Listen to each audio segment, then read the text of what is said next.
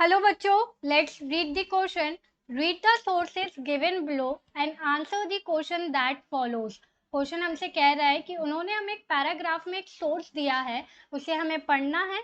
उसके बाद जो क्वेश्चंस पूछे गए हैं हमें उनके आंसर्स देने हैं. Let's read the paragraph and then will find out the answers of the questions. In Awadh, peasants were led by Baba Ramchandra, a sannyasi who had earlier been to Fiji, is an endured labor.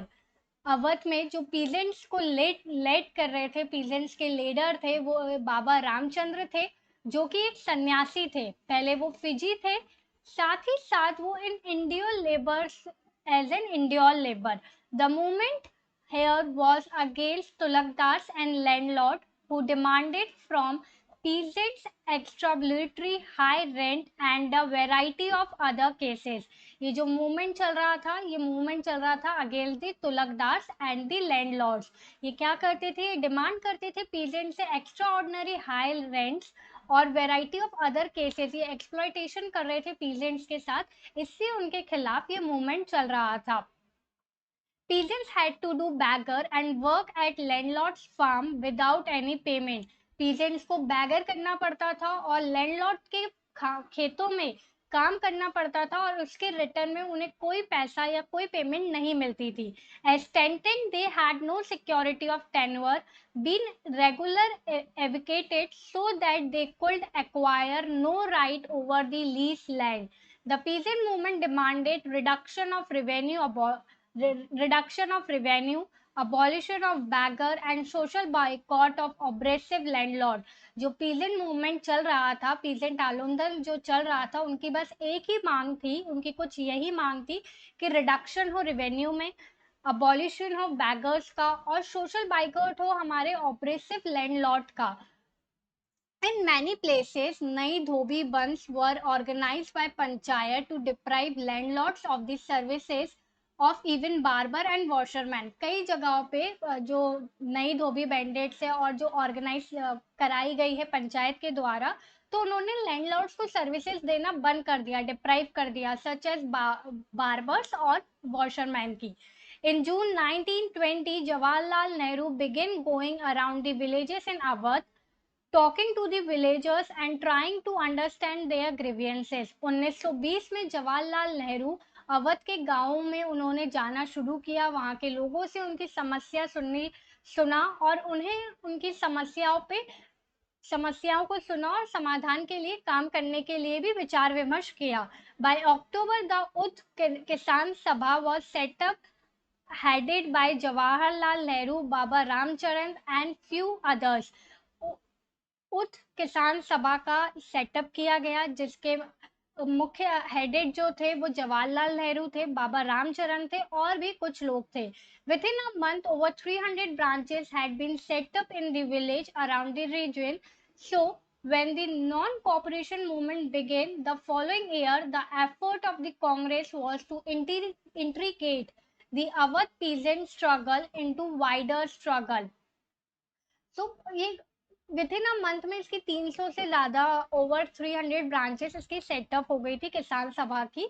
और जब non corporation movement start हुआ तो कांग्रेस का ये effort था कि वो integrate कर दे अवध पीजेंट के स्ट्रगल्स को इस वाइडर स्ट्रगल में, सो ये लोग मिलकर लड़ सके. The peasant movement however developed in the form that the Congress leadership was unhappy with. As the movement spread in 1921, the houses of Tulakdas and merchants were attacked, bazaars were looted and grain hoards were taken over.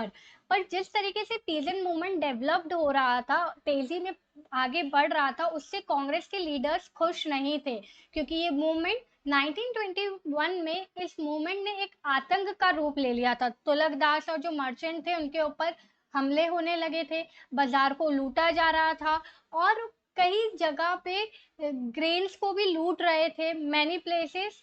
Now come to the next. In many places, local leaders told peasants that Gandhiji had declared that no tax were to be paid and land was to be redistributed among the poor. The name of Mahatma was being invoked to sanction all actions and aspiration. और कई जगहों पे जो local leaders थे वो कह रहे थे, टोल कर पीसेंट से कह रहे थे कि गांधी जी ने बोला है कि कोई किसी को टैक्स पे नहीं करेगा और वापस से लैंड का रीडिस्ट्रीब्यूशन होगा।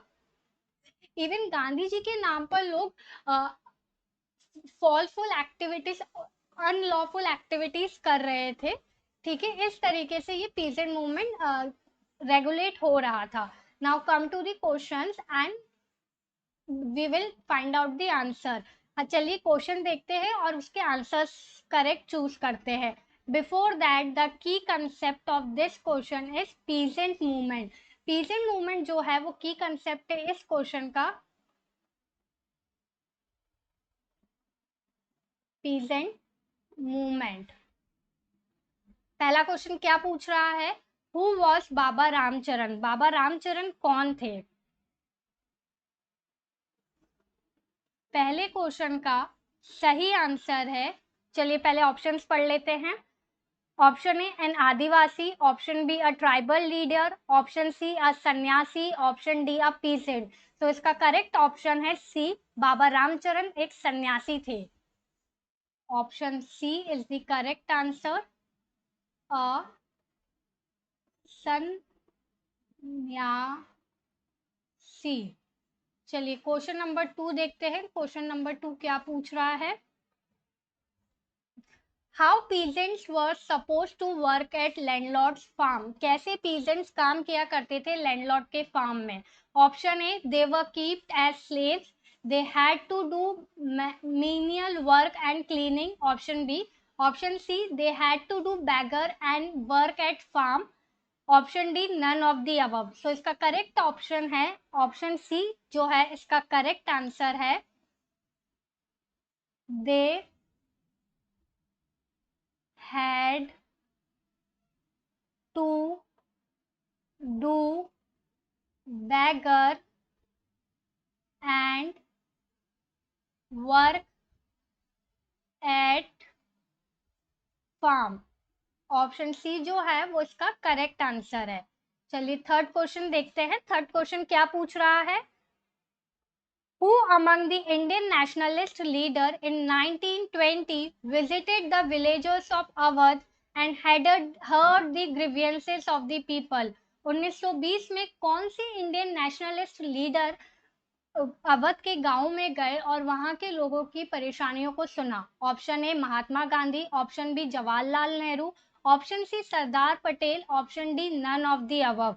सो इसका करेक्ट आंसर है option B, that is Jawaharlal Nehru.